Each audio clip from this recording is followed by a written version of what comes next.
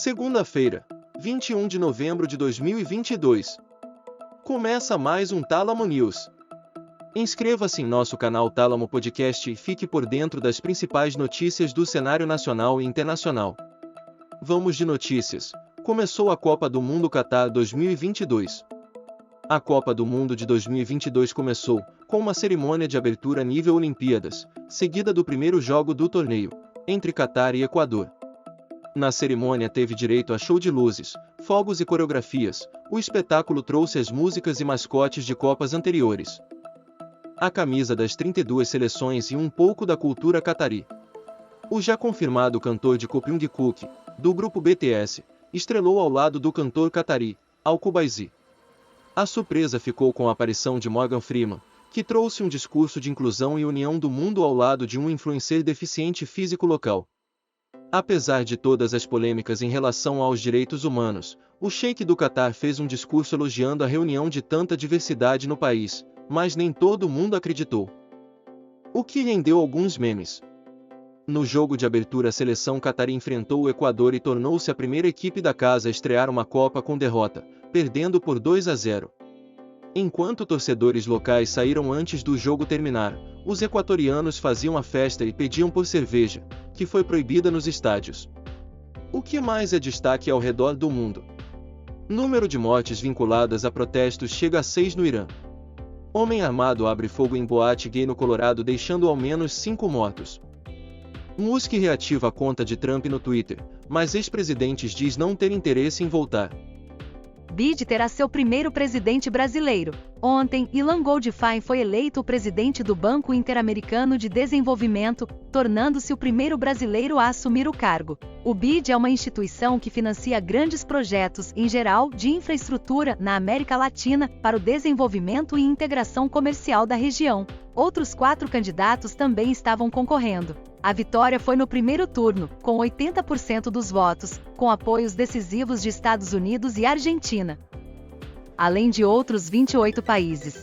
O economista tem doutorado pelo MIT dos Estados Unidos, já foi presidente do Banco Central no governo Temer e era diretor no FMI. Ilan foi indicado por Paulo Guedes e era visto como favorito para vencer. Só que após a vitória de Lula, o PT tentou adiar a votação com a intenção de sugerir outro nome. O ex-ministro petista Guido Mantega chegou a enviar um e-mail ao Tesouro Americano pedindo pelo adiamento. No entanto, com a saída de Mantega da equipe de transição e a sinalização de aliados de que Lula não era contra a nomeação de Ilan, os caminhos para a vitória do economista se abriram. Ilan, inclusive, afirmou que suas prioridades estão alinhadas às prioridades de Lula, como o combate à pobreza, desenvolvimento econômico e ações contra o aquecimento global. O que mais é destaque no Brasil? Seccionais da OAB questionam legalidade de decisões de Moraes, provas do segundo dia abordam pandemia da Covid-19 e doping no esporte. Número de casos da doença voltam a subir no Brasil, mas risco de situação grave é menor.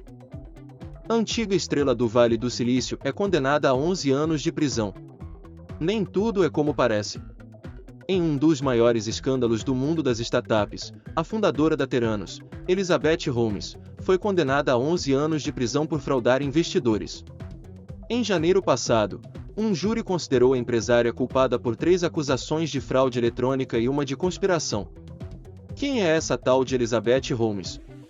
Para quem não assistiu à série The Dropout, a história começa assim, quando tinha apenas 19 anos. Elizabeth ganhou o status de pioneira visionária do Vale do Silício, ao abandonar Stanford para fundar a sua própria empresa. A Theranos, que chegou a ser avaliada em 9 bilhões de dólares, prometia usar uma tecnologia inovadora para realizar qualquer tipo de exame de sangue com apenas algumas gotas da amostra. Elizabeth vendeu seu peixe tão bem que arrecadou investimentos da rede de drogarias americana Walgreens, e recebeu elogios até de Joe Biden. Acontece que, no final de 2015, uma série investigativa publicada pelo The Wall Street Journal mostrou que a tecnologia da empresa não funcionava conforme prometido. A companhia, na verdade, diluía amostras de sangue para aumentar o seu volume. Além disso, usava laboratórios tradicionais para fazer suas análises e dizia que os resultados vinham de suas máquinas milagrosas. A condenação da ex-bilionária é vista como um termômetro da seriedade que o sistema de justiça americano trata a fraude corporativa no setor de tecnologia, além de ser um grande alerta para os investidores. COP27 aprova acordo histórico de compensação climática. Nem só de jatinhos vive a COP27. Depois de alguns atrasos, as negociações na cúpula climática da ONU terminaram com a criação de um fundo para os países mais ricos compensarem o resto do globo pelos estragos das mudanças climáticas. Essa era uma demanda histórica dos países em desenvolvimento, mas vinha sendo constantemente bloqueada pelos Estados Unidos e pela União Europeia. Os países mais ricos geralmente são os que mais poluem.